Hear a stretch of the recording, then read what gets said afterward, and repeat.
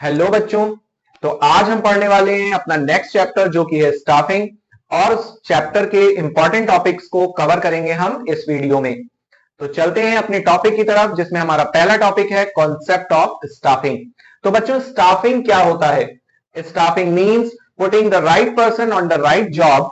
ये है staffing means obtaining, maintaining and utilising a satisfied and competent workforce in the organization is known as staffing. क्यों? इसलिए कि planning हो चुकी है, ऑर्गेनाइजेशन स्ट्रक्चर हमारा बन चुका है।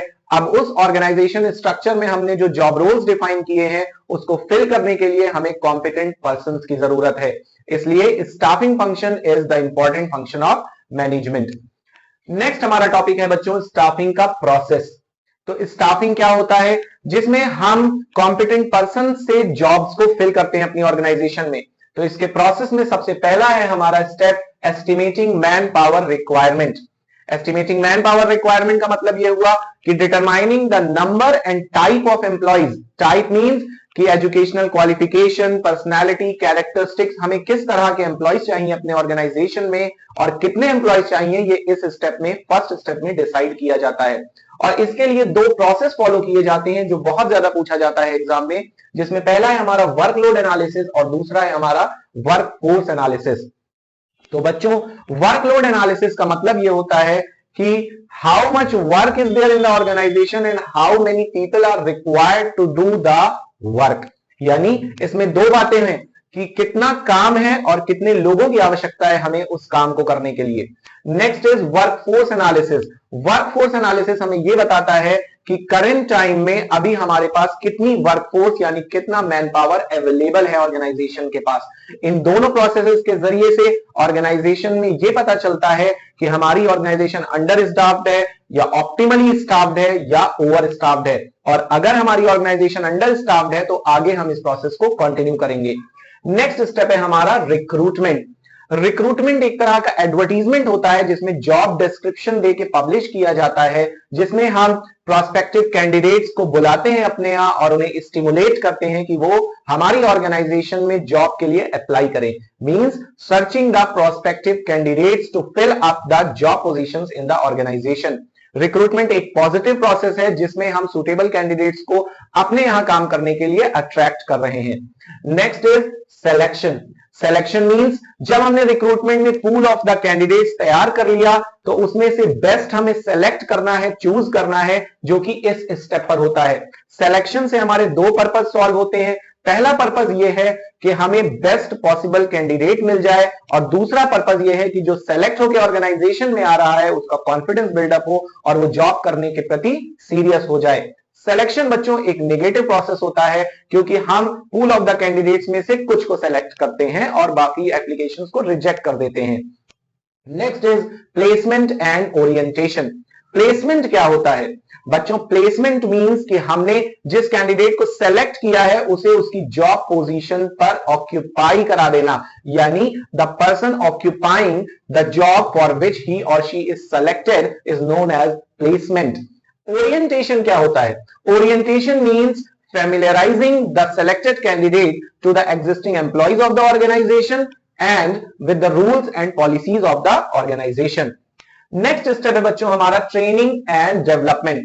ट्रेनिंग एंड डेवलपमेंट में ट्रेनिंग का मतलब यह होता है कि जब हम सेलेक्टेड कैंडिडेट को ट्रेनिंग से गुजार रहे हैं सो दैट उसकी स्किल्स एनहांस हो जाएं किसी भी स्पेसिफिक जॉब को करने के लिए। लेकिन डेवलपमेंट एक ब्रॉडर पर्सपेक्टिव है। डेवलपमेंट का मतलब यह होता है वो लर्निंग अपॉर्चुनिटीज प्रोवाइड करना एम्प्लॉय को जिससे वो एम्प्लॉय ग्रो कर सके अपने करियर में। Next is performance appraisal. Performance appraisal का मतलब यह होता है बच्चों कि कोई प्री डिटरमाइंड स्टैंडर्ड होता है हर ऑर्गेनाइजेशन में जिससे एम्प्लॉय के वर्क को एवेल्युएट किया जाता है और जब वो एम्प्लॉय उस प्री डिटरमाइंड स्टैंडर्ड पर खरा उतरता है तो ऑर्गेनाइजेशन उसे प्रेज करती है। फॉर एग्जाम्पल उसकी सैलरी बढ़ जाती है, उसकी पोजीशन बढ़ जाती है। हर ऑर्गेनाइजेशन की अपनी पॉलिसी होती है परफॉर्मेंस अप्रेजल की। Next is promotion and career planning. Promotion means increase in the job position. पद का बढ़ जाना मींस मोर रिस्पॉन्सिबिलिटीज, मोर पे, मोर रिवॉर्ड्स। प्रमोशन हमारा वर्टिकल होता है जहां पर एम्प्लॉय एक नीचे की पोजीशन से उठकर एक बड़ी पोजीशन पर चला जाता है। Next is compensation.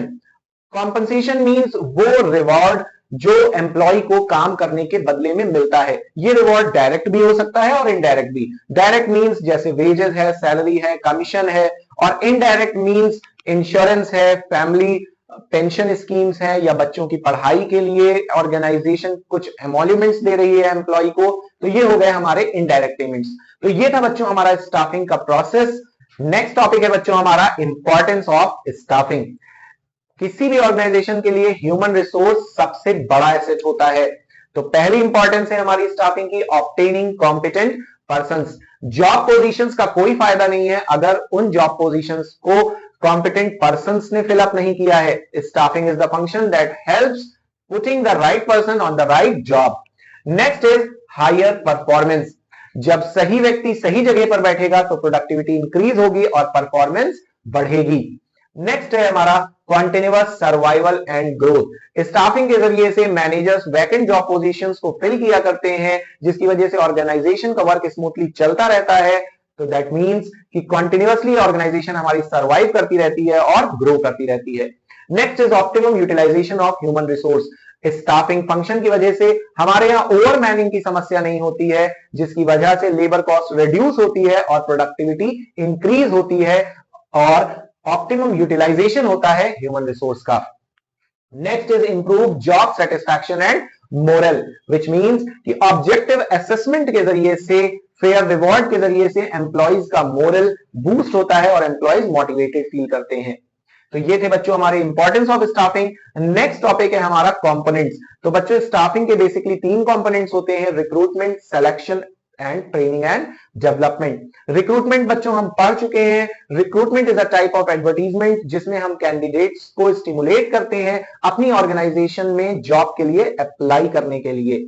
रिक्रूटमेंट 2 तरह का होता है, एक होता है इंटरनल और एक होता है एक्सटर्नल। इंटरनल रिक्रूटमेंट में हम अपने यहां काम करने वाले एग्जिस्टिंग एम्प्लॉइज को ही ट्रांसफर और प्रमोशन के जरिए से वैकेंट जॉब पोजीशंस को फिलअप करते हैं। एक्सटर्नल रिक्रूटमेंट में हम बाहर से कैंडिडेट्स को लेकर आते हैं वैकेंट जॉब पोजीशंस को फिलअप करने के लिए। इसके कई सारे मेथड्स हैं, जैसे डायरेक्ट रिक्रूटमेंट है, कैजुअल कॉलर्स हैं, एम्प्लॉयमेंट एक्सचेंज है, कैंपस रिक्रूटमेंट है। तो इसके बहुत सारे टाइप्स होते हैं। नेक्स्ट टॉपिक है बच्चों हमारा सिलेक्शन प्रोसेस, जिसमें पहला स्टेप है प्रीलिमिनरी स्क्रीनिंग। इस प्रोसेस के जरिए से मैनेजर्स जो अनफिट और अनक्वालिफाइड कैंडिडेट्स होते हैं उन्हें रिजेक्ट कर देते हैं on the basis of the information provided in the job application. Next is employment test. Employment test means कई सारे सिलेक्शन टेस्ट लिए जाते हैं। ये सिलेक्शन टेस्ट ओरल भी हो सकते हैं और रिटन भी हो सकते हैं टू जज the suitability of the candidate to perform a particular job. तो सिलेक्शन टेस्ट बच्चों होते हैं 5 तरह के, जो कई बार एग्जाम में पूछे जा चुके हैं, जिसमें पहला है हमारा इंटेलिजेंस टेस्ट। इस टेस्ट को आईक्यू टेस्ट भी कहा जाता है, जिसमें किसी भी कैंडिडेट की डिसीजन मेकिंग पावर या जजमेंट मेकिंग एबिलिटी को जज किया जाता है।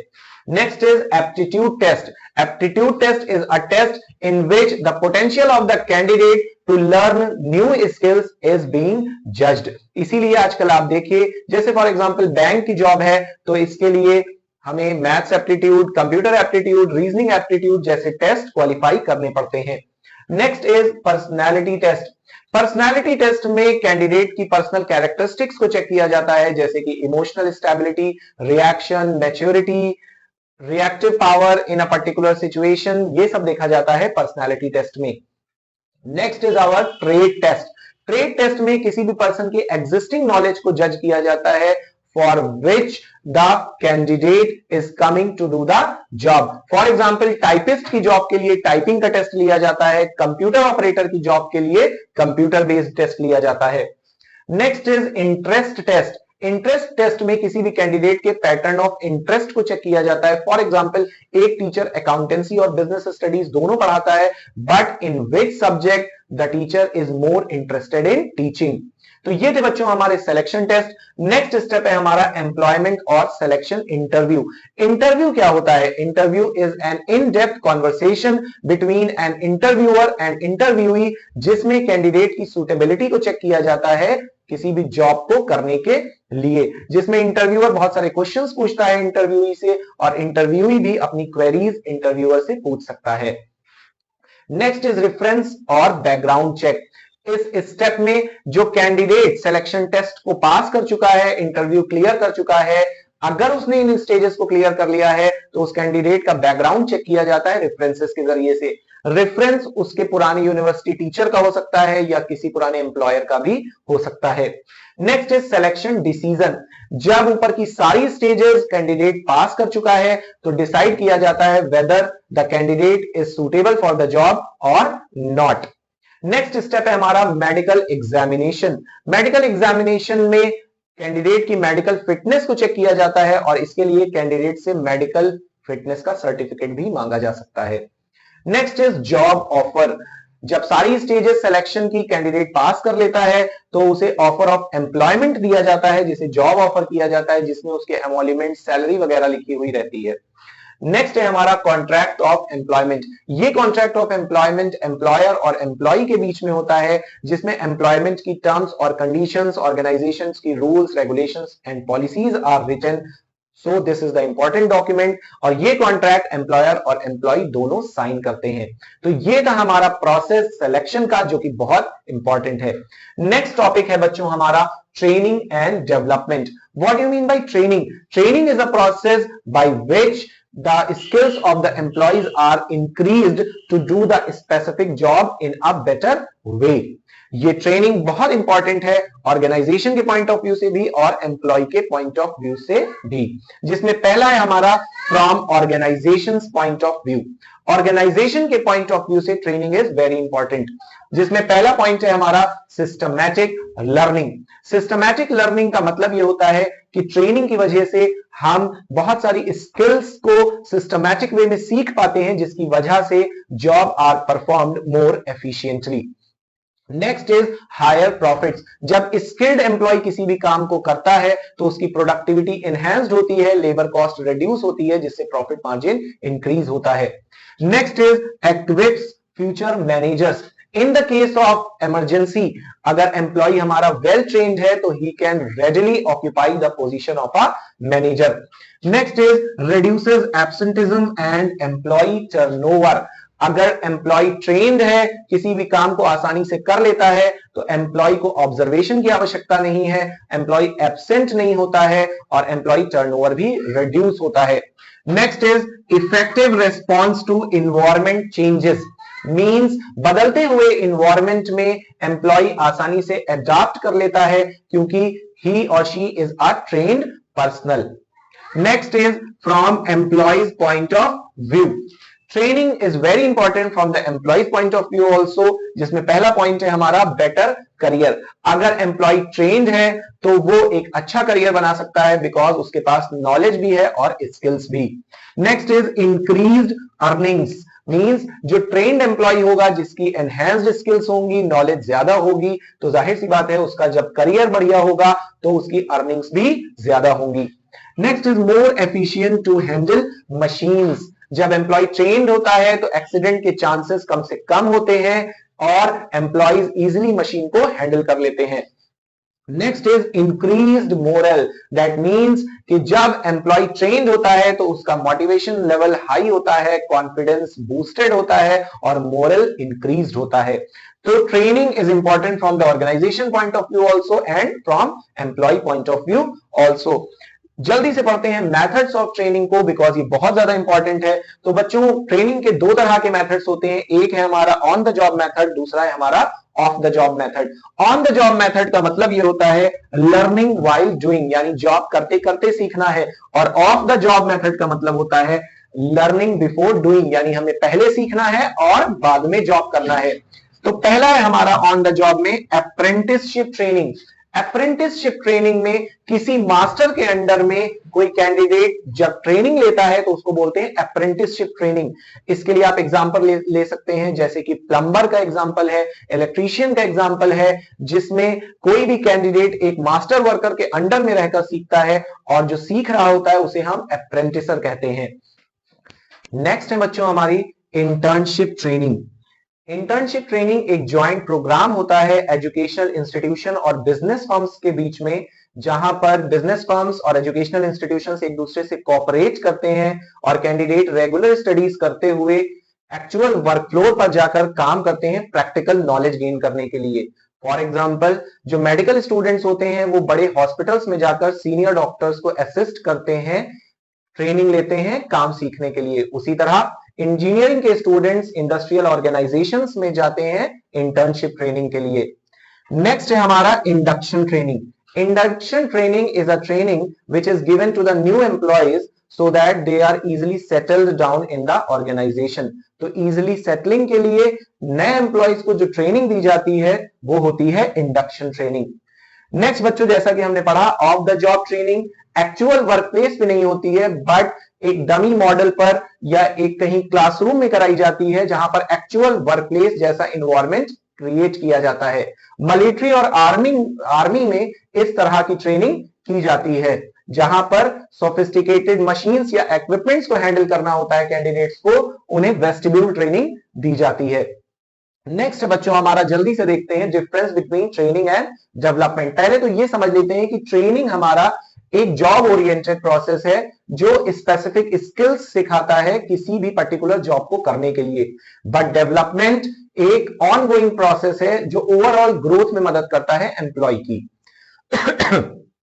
तो जैसा कि हमने पढ़ा, ट्रेनिंग की मीनिंग है for increasing the knowledge and skills of the employees, but development एक ऑनगोइंग प्रोसेस है लर्निंग और डेवलपमेंट का। ट्रेनिंग का इस्तेमाल यह है कि वो एम्प्लॉयज को मदद करता है जॉब को अच्छी तरह से परफॉर्म करने में, बट डेवलपमेंट ओवरऑल ग्रोथ के लिए नेसेसरी है एम्प्लॉय की। नेक्स्ट, ट्रेनिंग एक जॉब ओरिएंटेड प्रोसेस है as I said, but development एक करियर ओरिएंटेड प्रोग्राम है। क्यों? इसलिए कि ये एम्प्लॉय को मदद करता है आगे आने वाले करियर के लिए। Next, training short term period के लिए होती है, यानी कि स्पेसिफाइड पीरियड ऑफ टाइम के लिए होती है, बट डेवलपमेंट का प्रोसेस कभी नहीं रुकता। In short, training is included in development because development is a broader perspective. तो बच्चों ये थे हमारे इंपॉर्टेंट टॉपिक्स चैप्टर स्टाफिंग के। थैंक यू सो मच, मिलते हैं अपनी नेक्स्ट वीडियो में।